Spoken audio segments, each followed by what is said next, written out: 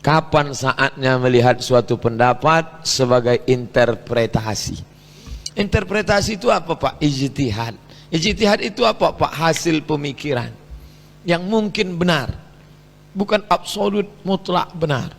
Dia ijtihad. Satu hadis, satu ayat, dua hadis, 5 ayat, 5 hadis, 3 ayat berkontradiktif, lalu ulama berbeda pendapat, maka dalam hal itu kita pilihan.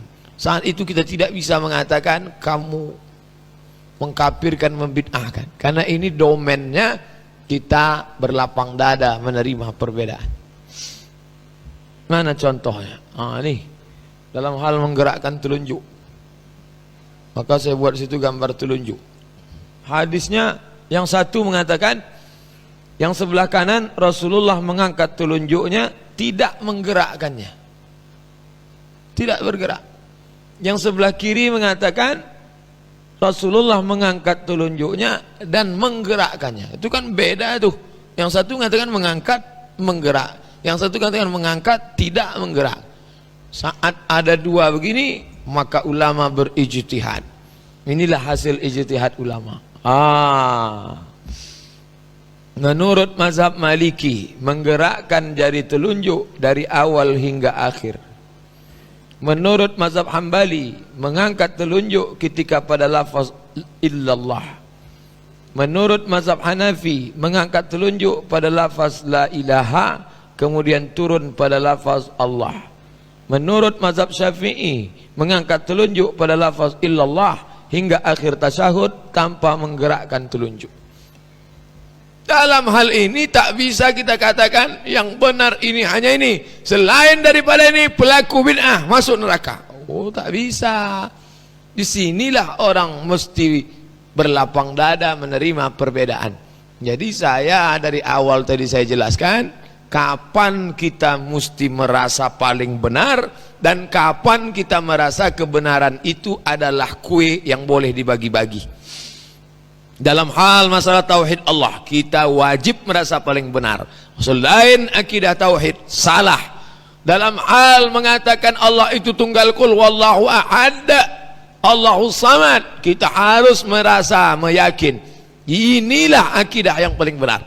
Dalam masalah hukum, orang yang berzina dicambuk 100 kali kalau belum menikah, kalau sudah menikah dirajam sampai mati. Kita wajib berkeyakinan itulah hukum yang paling benar. Selain daripada itu salah.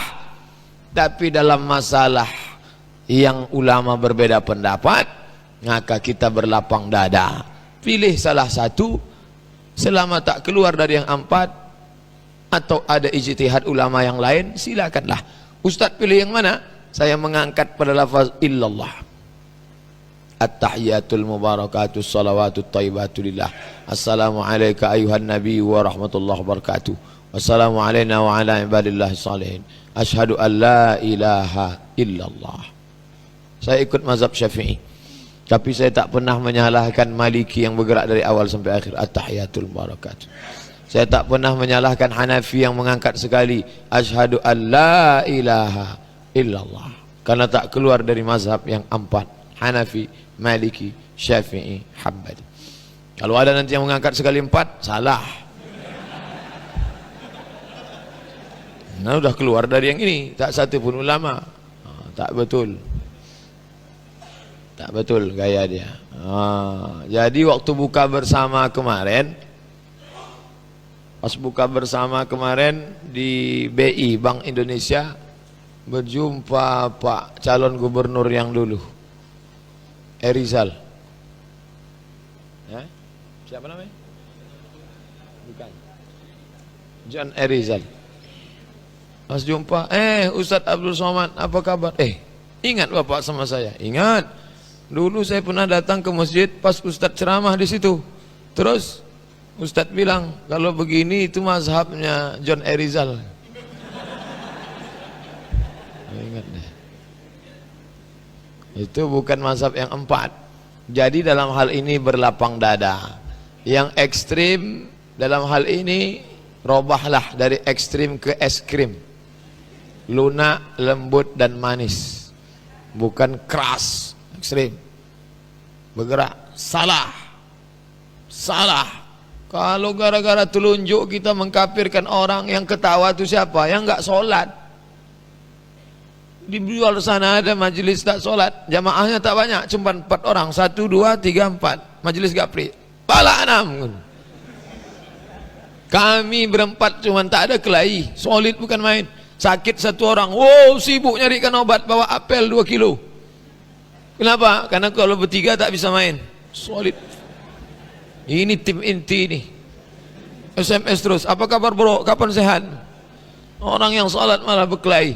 Nah, ini dalam hal-hal yang khilafiyah begini, kita mesti lapang dada menerima perbedaan.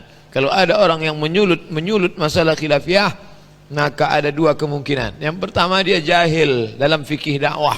Yang kedua, memang punya pesan khusus ingin merusak umat ini dari dalam. Karena dulu Snok Horgronye itu sengaja dia mencari celah gimana cara masuk ke Aceh. Aceh ini paling solid, tak bisa dimasuki orang dari luar. Bingung mereka gimana cara merusak Aceh. Maka mereka munculkan khilafiyah. Snok Horgronye belajar bahasa Arab, ahli dalam fikih, pura-pura masuk Islam, merubah nama jadi Abdul Ghafur, masuk ke Makkah. 6 bulan dia di Makkah. Dipelajarinya fikih perbandingan mazhab. Setelah masuk dia ke Aceh, di obok-oboknya Aceh. Divide et impera, adu domba, tak mempan di Aceh. Tapi masuk lewat agama bisa. Hati-hati. Kalau ada orang berceramah dia adu dombanya lewat agama, ini merusak dari dalam. Nauzubillah. Umat ini terlalu kuat untuk dirusak dari luar. Karena kalau melawan orang luar dia bersatu. Mana contoh? Afghanistan. Ketika melawan Rusia, bersatu, menang mengusir Rusia. Pontang panting, Cecep Gorbachev. Hancur. Tapi ketika setelah Rusia pergi, sesama dia menghantam Burhanuddin Rabbani, Hekmatyar, Taliban, berkacau balau mereka di dalam. Umat ini dari luar kalau berhadapan dengan orang luar dia solid. Solidnya seperti solat, antara solat dan solid.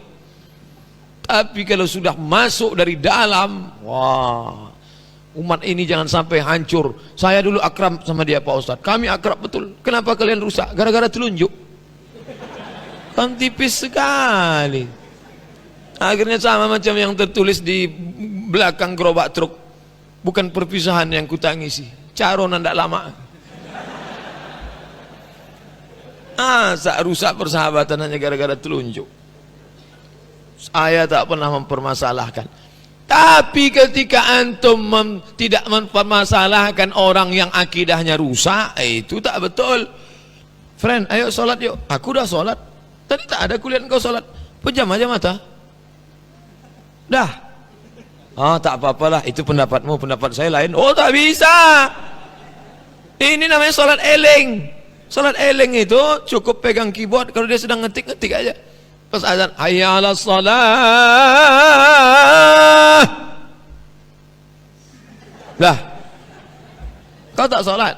Sholat itu kan artinya ingat.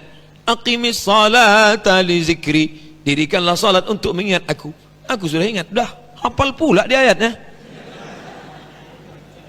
Tak bisa. Ini bukan domennya harus berlapang dada menerima perbedaan. Kapan kita boleh berbeda, kapan kita tak boleh berbeda. Ini harus jelas realnya. Jangan sampai yang tak boleh berbeda dibolehkannya. Yang dibolehkan dia bilang tak boleh. Ini orang tak tahu fikih ikhtilaf. Nah ini penting. Asyhadu an la ilaha illallah wa asyhadu anna Muhammadar Rasulullah. Kok syahadat kamu lain? Aku lain nabiku. Kau nabi yang lama itu Muhammad. Memang ada yang baru, ada new edition. Siapa namanya? Ahmad. Loh, kami ngaji di Masjid Agung di Al-Falah Muhammad kok. Itu guru kalian guru model lama. Ini yang terbaru. Enggak percaya ini ayatnya. Tahu pula di ayatnya. Nih. Ya'ti min ba'dismuhu Ahmad. Kan? Ahmad. Yang tak tahu tadi? Iya juga ya. Oh iyalah, itu urusan kamu, urusan saya. Yang penting kita berteman baik. Tak bisa. Ini harus diluruskan. Dia salah. Jadi ada saat-saat tertentu kita lurus. Pada saat-saat tertentu kita wajib inilah kebenaran satu yang tunggal. Maka tiap Jumat khatib mengingatkan, asyhadu an la ilaha illallah syarikalah wa asyhadu anna Muhammadan abduhu wa rasuluh la nabiyya La nabiyya wa la rasula ba'dah. Tak ada nabi lagi, tak ada rasul sesudah dia. Tak ada lagi Lia Eden Ahmad Musadek. Marilah kita berlapang dada menerima Lia Eden. Ini kan unsur perjuangan hak-hak perempuan. Masa Nabi Adam, Idris, Nuh, Saleh, Ilyas laki-laki terus? Perempuan sekali-sekali kan gak apa-apa.